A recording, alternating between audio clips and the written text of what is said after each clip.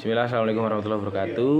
Sebelumnya perkenalkan, saya Rama Bintang Wicaksono dengan NIM 2141 1040 2023 akan menjawab soal UAS dari mata kuliah desain dan pengembangan kurikulum. Yang pertama yaitu jelaskan perbedaan mendasar desain kurikulum PAI di sekolah dan madrasah, dan jika Anda sebagai guru PAI di madrasah atau sekolah, apa yang Anda lakukan agar hasil pembelajaran PAI tidak timpang di dalam kedua lembaga tersebut. Yang pertama, perbedaan mendasar dalam desain kurikulum pendidikan agama Islam atau PAI di sekolah atau madrasah itu terletak pada ada tiga. Yang pertama, pendekatan, tujuan, dan metode pembelajaran yang digunakan. Untuk pendekatan pendidikan di kurikulum PAI di sekolah itu cenderung menggunakan pendekatan sekuler atau umum, di mana agama diajarkan sebagai mata pelajaran akademik yang melibatkan pemahaman, pengetahuan, dan keterampilan yang umumnya bersifat non-religius. Di sisi lain, kurikulum PAI di madrasah ini lebih menekankan pada pendekatan religius, di mana agama Islam ini diajarkan dengan fokus pada nilai-nilai ajaran dan praktek keagamaan secara lebih mendalam.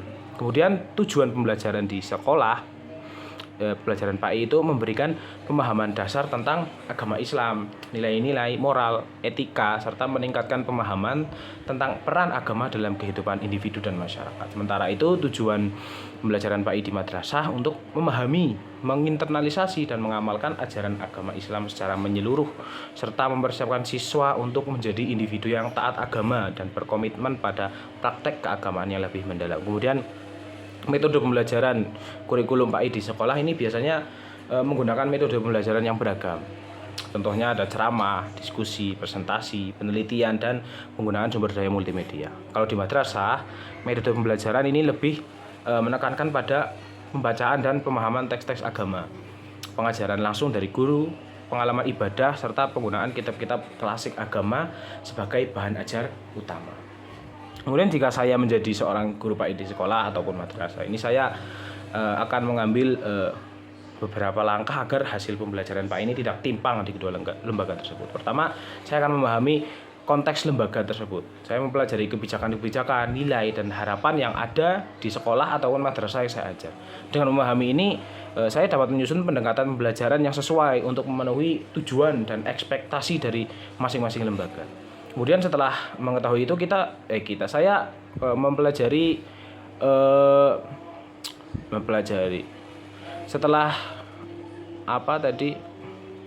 setelah memahami konteks lembaga, saya bisa menyesuaikan metode pembelajaran. Jadi saya bisa menyesuaikan pembelajaran di sekolah ataupun di madrasah dengan pendekatan yang lebih inklusif dan interaktif dengan menggunakan teknologi dan sumber daya multimedia untuk menjadikan pembelajaran PAI ini lebih menarik dan relevan bagi siswa. Jika di madrasah, saya berfokus pada pengajaran langsung, pemahaman teks-teks agama, dan pengalaman ibadah. Kemudian setelah menyesuaikan metode pembelajaran yang digunakan, saya akan mengaitkan teori dengan praktek. Saya akan berusaha menghubungkan konsep teori agama Islam dengan praktek sehari-hari di kedua lembaga. Saya akan mendorong siswa untuk mengamalkan nilai-nilai agama. Jadi itu nomor satu. Kemudian soal yang kedua yaitu jika Anda sebagai seorang guru, langkah apa yang akan Anda lakukan untuk mengembangkan desain kurikulum PAI dengan pendekatan saintifik, dan apa isi atau materi kurikulum tersebut. Jadi sebagai seorang guru yang ingin mengembangkan desain kurikulum PAI dengan pendekatan saintifik, saya akan melakukan beberapa langkah-langkah. Yang pertama, saya akan menganalisis kebutuhan. Saya akan melakukan analisis kebutuhan siswa dan masyarakat terkait pemahaman agama Islam. Hal ini dapat saya lakukan melalui studi literatur, survei, wawancara, ataupun diskusi dengan stakeholder terkait. Dengan memahami kebutuhan mereka, saya dapat merancang kurikulum yang relevan dan berfokus pada aspek yang paling penting dan berguna bagi siswa. Kemudian setelah itu saya akan menetapkan tujuan pembelajaran.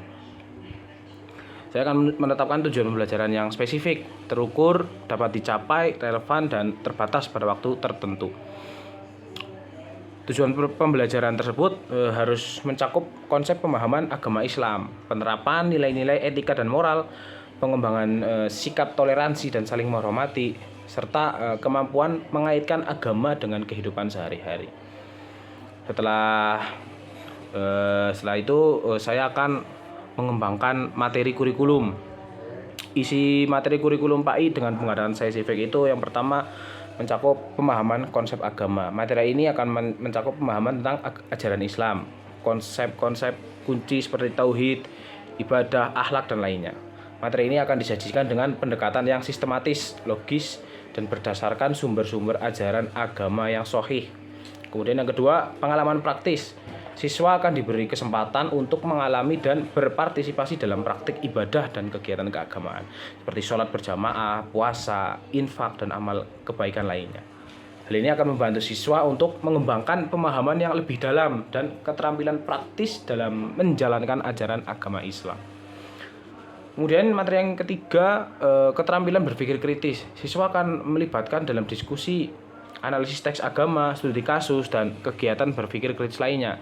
Mereka akan diajarkan untuk mempertanyakan